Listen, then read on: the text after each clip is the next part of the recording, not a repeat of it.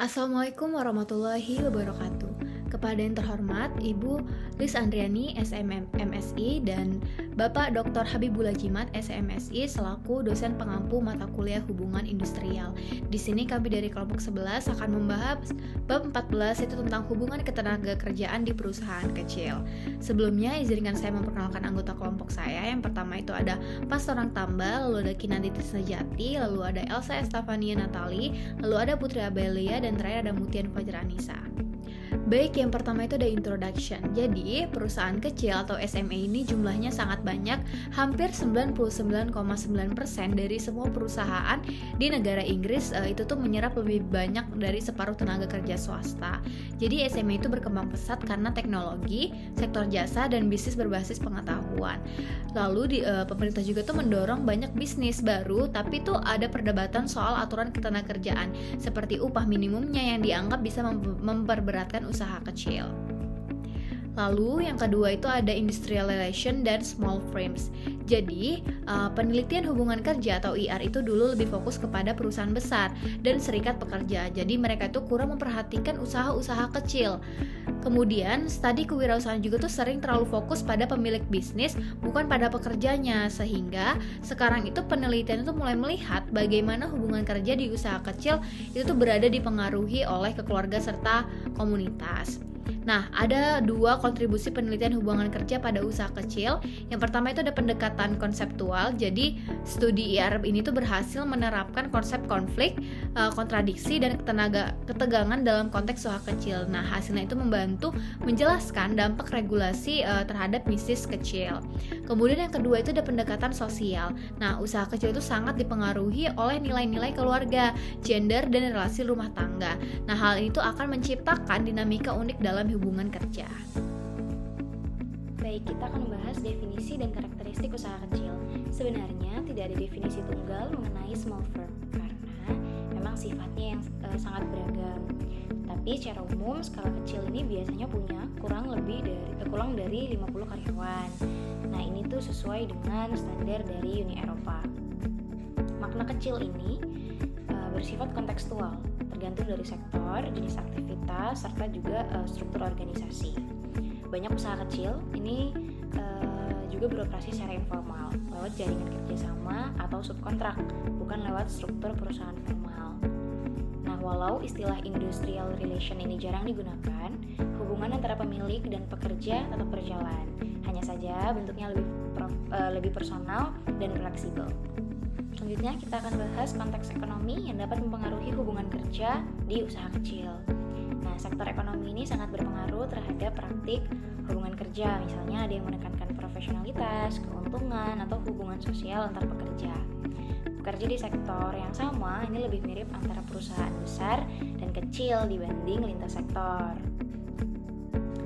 Nah, terdapat 4 kelompok sektor ini menurut Scott et al. Pada tahun 1989.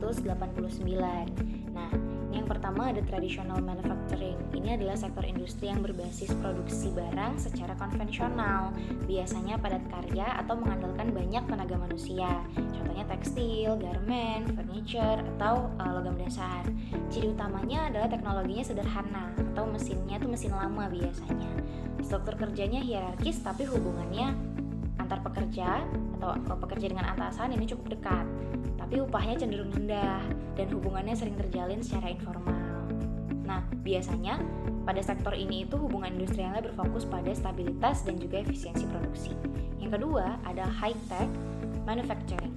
Ini menggunakan teknologi modern dan juga otomatisasi tingkat tinggi dalam proses produksinya. Contohnya elektronik, semikonduktor, otomotif, atau peralatan medis. Ciri khasnya itu butuh tenaga kerja dengan keahlian teknis yang tinggi. Proses produksinya itu lebih efisien dan berbasis riset atau penelitian. Serta hubungan kerjanya ini cenderung formal dan juga profesional, tapi tetap fleksibel untuk inovasi. Tantangannya biasanya persaingan global serta kebutuhan pelatihan berkelanjutan bagi karyawan atau pekerja. Yang ketiga ada traditional service. Nah, ini meliputi sektor jasa yang padat tenaga kerja serta berbasis interaksi langsung. Contohnya hotel, restoran, toko retail, salon, dan lain-lain. Ciri-cirinya ini banyak usaha kecil dan keluarga, biasanya bisnis keluarga. hubungan kerjanya informal dan juga personal, serta jam kerjanya tidak menentu dan sering bergantung pada permintaan pelanggan. Fokusnya ini biasanya pada pelanggan, loyalitas pelanggannya, dan relasi antar individu daripada struktur hierarki organisasi yang kaku. Dan yang terakhir, ini ada high-tech service atau layanan berteknologi tinggi. Ini termasuk jasa berbasis teknologi informasi dan juga komunikasi. Contohnya perusahaan IT, konsultan digital, startup teknologi, atau desain perangkat lunak. Ciri khasnya, lingkungan kerja ini modern dan dinamis. Pekerjanya memiliki keahlian profesional tingkat tinggi dan hubungan kerjanya biasanya lebih fleksibel. Untuk yang high-tech services ini cenderung biasanya punya budaya kerja yang inovatif, kolaboratif, dan juga berorientasi pada hasil. Nah, hubungan kekuasaan dengan perusahaan besar ini sangat penting gitu. Banyak usaha kecil ini bergantung pada outsourcing, franchise, dan subkontrak. Nah, variasi antar firmnya ini biasanya tinggi, bergantung pada pengalaman, strategi, dan juga modal pengusaha. Selain itu, kebijakan atau regulasi pemerintah seperti upah minimum dan juga lokasi usaha ini ikut memengaruhi atau ikut membentuk strategi bisnis dan pola kerja di perusahaan kecil. Selanjutnya kita masuk ke jaringan keluarga atau family networks. Nah, banyak usaha kecil ini mengandalkan tenaga kerja dari keluarga gitu, misalnya pasangan, anak, atau saudara. Nilai dan norma dalam keluarga ini berpengaruh besar terhadap cara bisnis atau cara usaha tersebut dijalankan. Nah, keluarga ini juga biasanya beradaptasi dengan tekanan ekonomi, misalnya menambah jam kerja saat kondisi sulit ini akan lebih fleksibel. Tapi terdapat beberapa tantangan yang akan muncul gitu, terutama ketika perusahaan mulai merekrut pekerja dari luar keluarga, karena bisa muncul perbedaan budaya pekerjaan. Nah, tapi secara umum peran keluarga ini menjadi sumber daya utama yang membentuk karakter serta hubungan kerja di usaha kecil. Selanjutnya adalah bagian empirical progress. Di sini bakal dijelasin tentang perkembangan penelitian terbaru mengenai hubungan kerja di perusahaan kecil. Jadi hasil riset menunjukkan bahwa hubungan kerja di perusahaan kecil ternyata tidak sesederhana atau seharmonis yang selama ini sering diasumsikan. Justru hubungan tersebut bersifat makin kompleks, beragam, dan dalam banyak kasus malah justru bersifat konfliktual. Nah, di sini banyak perusahaan kecil beroperasi di pasar yang sangat kompetitif dan penuh tekanan, seperti di sektor pakaian ataupun restoran. Dalam situasi seperti ini, hubungan sosial, kedekatan antar individu, dan keterampilan karyawan menjadi faktor penting yang sangat mempengaruhi bagaimana perusahaan tersebut dijalankan. Selain itu, regulasi di tempat kerja seringkali bersifat informal. Meskipun suasana kerja informal ini bisa menciptakan kedekatan dan rasa kekeluargaan antar manajer dan karyawan, tapi di sisi lain kondisi ini juga tuh ada sisi negatifnya, karena aturan dan sistem kerja yang tidak tertulis secara jelas.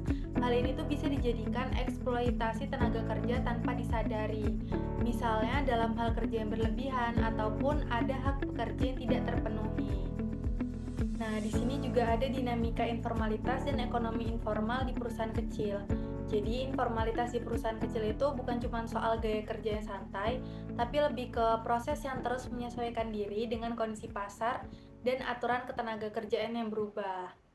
Nah, di sini ada beberapa penelitian menunjukkan bahwa formalitas tetap ada di perusahaan kecil, hanya saja derajatnya itu berbeda dibandingkan dengan perusahaan besar.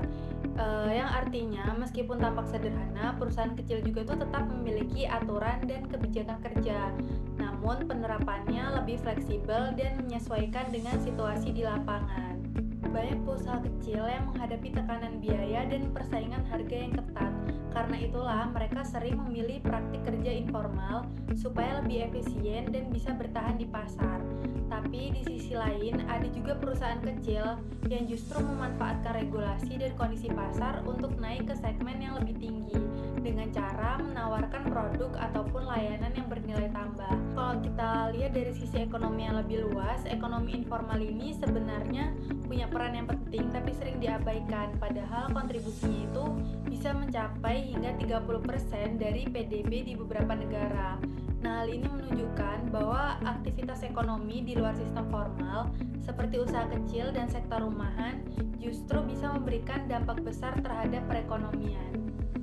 Selanjutnya pada bagian ini kita membahas tentang developing a framework atau pengembangan kerangka analisis hubungan kerja khususnya di perusahaan kecil yang mana memiliki tujuan untuk memahami bagaimana faktor-faktor eksternal seperti pasar, sumber daya dan jaringan, serta keputusan internal perusahaan, misalnya strategi dan gaya manajemen, itu bisa membentuk praktik kerja yang berbeda-beda di setiap organisasi.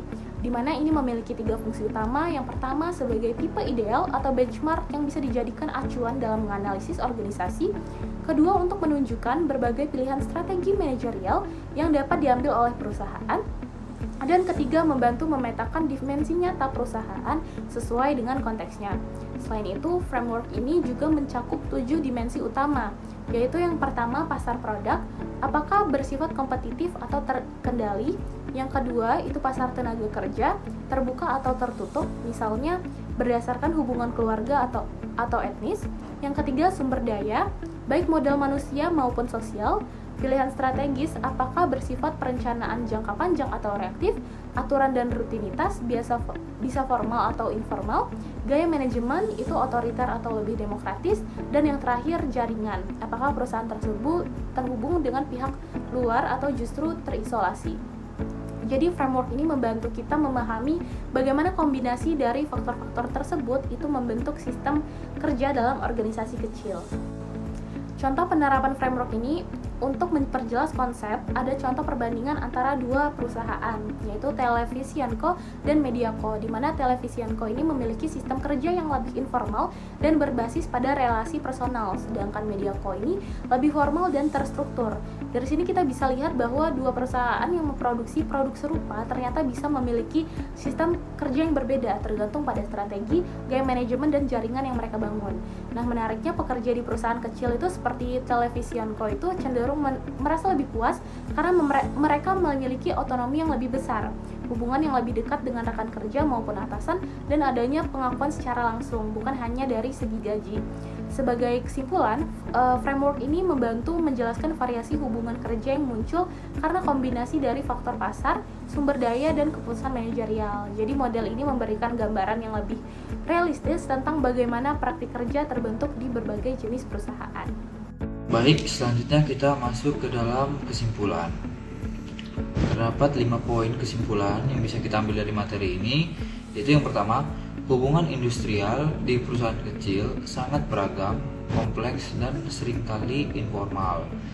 Terdapat beberapa faktor seperti faktor keluarga, jaringan sosial, dan tekanan pasar menjadi elemen utama dalam membentuk pola hubungan kerja, bukan sekedar regulasi formal. Lalu, informalitas dapat memberikan fleksibilitas dan efisiensi, tetapi juga berpotensi menciptakan ketimpangan kekuasaan dan eksploitasi. Selanjutnya, diperlukan pendekatan analitis baru seperti analitis framework 7 dimensi untuk memahami dinamika unik usaha kecil yang tidak bisa dijelaskan dengan teori hubungan industrial di perusahaan besar. Lalu pada akhirnya, keseimbangan antara fleksibilitas dan perlindungan tenaga kerja menjadi kunci keberlanjutan hubungan kerja di sektor usaha kecil. Cukup sekian, saya kembalikan ke moderator. Baik, sekian video presentasi dari kelompok kami. Kami mohon maaf jika ada kekeliruan atau kesalahan. Kami akhiri. Wassalamualaikum warahmatullahi wabarakatuh.